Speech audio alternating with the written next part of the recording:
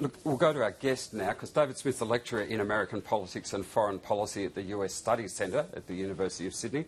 He joins us now. David, we might have a look at a bit of video, because it was only last week that Mitt Romney was really trying to underline his position as a moderate on these specific subjects. One of his recent ads, only a week ago, has him, specifically, supporting exceptions for abortion in the case of rape. Let's look at that ad first.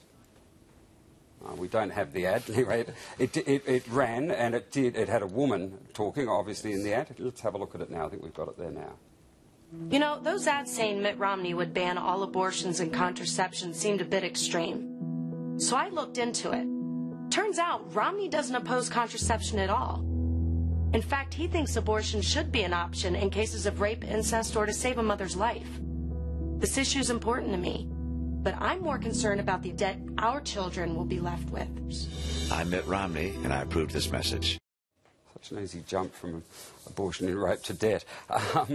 David Smith, does that make it absolutely clear that Mitt Romney felt this was an issue for the swing states?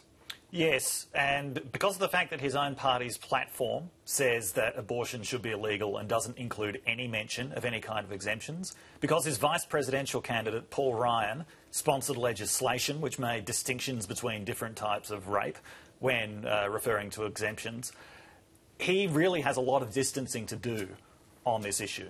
And the majority of Americans, even if they're against abortion fundamentally, actually believe that there should be exemptions for rape, incest or situations where a mother's life is endangered. It's only about 20% of Americans who believe in no exceptions at all for abortion.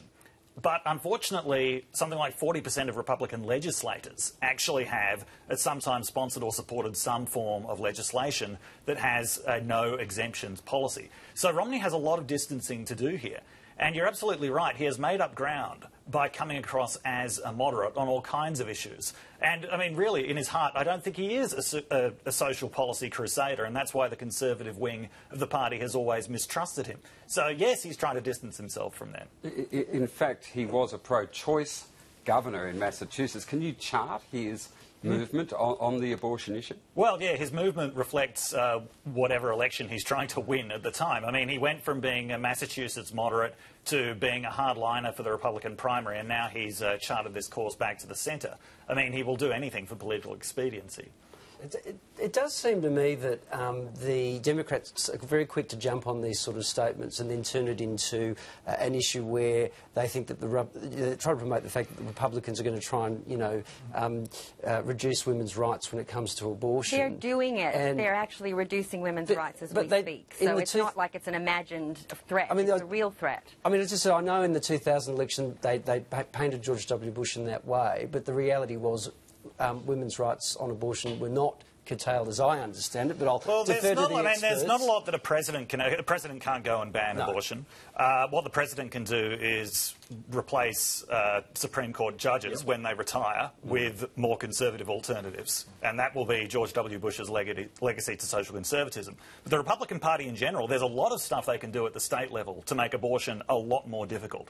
There are now no abortion clinics left in the state of Mississippi because of legislation that was passed by a Republican legislature to make it compulsory for abortion doctors there to have visiting rights in Mississippi hospitals, which would basically make them available to anti-abortion activists. So, I mean, it's the Republican Party in general is very much about trying to restrict this right.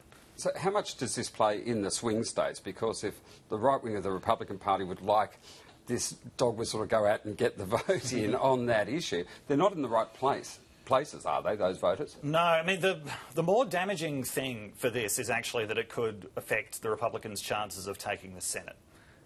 Because two seats that were seen as surefire wins for the Republicans, this one and Missouri, have been compromised by electing candidates who've made very similar remarks, very similar extremist remarks on abortion. And in fact, in a couple of years' time, the Republicans may look back at both 2010 and 2012 as opportunities to take the Senate that were lost through this kind of extremism. So it puts Mitt Romney in a difficult position on that basis because he endorses Mourdoch for the Senate.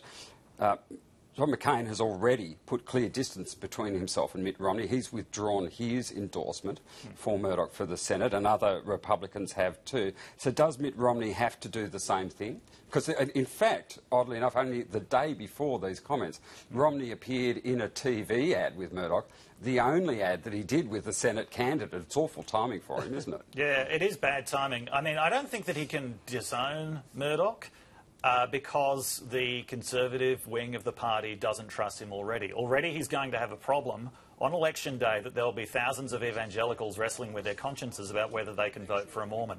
So I don't think that he wants to antagonise that Conservative base whose turnout is going to be necessary for him to actually win the election. I don't think he'll go any further than what he's already done, which is to say that he disagrees with those statements. Leslie, when David pointed out that there's nothing directly in legislation that the President can do, but Mitt Romney did say in those terms just recently that he wouldn't pursue legislation, presumably by promoting it, restricting access to abortion. Do you believe him? Well, for one, there's the global gag rule, which has been going back and forth since Clinton and Obama and George Bush, which is the way in which America goes about funding organisations overseas. So what we know is that women die, many, many, many millions of women die every year from entirely preventable causes like unsafe abortion, like having lack of access to contraception and unsafe motherhood. So the global gag rule requires organisations not to speak about abortion. So they actually have to pretend when they deal with women that that's not an option for them. So that's just rubbish, for one. And the other thing is that what we have got going is this very, very critical issue around the Senate and around Roe v. Wade. So that was a very good point about appointing people who will overturn Roe v. Wade. Now, the pro-life movement claims that's what they want. So they want to overturn the decision in the US Supreme Court, which basically means that women, despite these unbelievable men who say things like, I really searched my conscience and I decided that she couldn't, have an abortion, or that if she was raped, if she was really telling the truth, she wouldn't get pregnant, and other sorts of things. So this is not a gaffe. I think we have to be very, very clear. No, we'll come back to the fact that there's form, but can I ask you, going back to the central really question, have form. The question on this, Leslie Cannell, is what they can do. If Mitt Romney says that he would not pursue legislation, do you think he'd be prepared as President to stand against a Republican Senate pushing for exactly that, overturning Roe versus Wade? I think, as has already been said, he is an entirely political animal. He will do as he is told. There is plenty that he can do. And if Roe v. Wade is overturned, I mean, we've already seen so much obstructionist legislation in the states that really is only, being mildly restricted by court decisions like Roe v. Wade and others that have come after it. If it falls, and the whole edifice about guaranteeing women as equal citizens to a right to control their bodies and their lives, and you need to be really crystal clear here that if women can't access contraception and can't access abortion, they really can't take the jobs, for instance, that Romney is saying they actually really care about, sure, because you can't actually control your fertility. So he has plenty he can do. I'm sure that he will do it. And I feel very, very worried about the war on women, and very, very worried here in this country because we have good form for following what happens in the US with regard well, let's to talk about the politics. form of the right wing, of the Tea Party candidates. This followed so closely on Todd Akin's comments. He was the Senate candidate from Missouri, as David Smith pointed out. Let's look at what he had to say just a few weeks ago. To me, first of all, from what I understand from doctors, that's really rare. If it's a legitimate rape, the female body has ways to try to shut that whole thing down. Okay, so women can stop themselves getting pregnant from legitimate rape, was the nature of that. That was already being used, David Smith, by the Democrats in Ohio in ads in the past week. Clearly they see there is something for them in the swing states, don't they? Well, yeah, because that's the kind of comment that it doesn't just antagonise liberals, it doesn't just antagonise feminists or the left, that antagonises decent-minded people of every political stripe.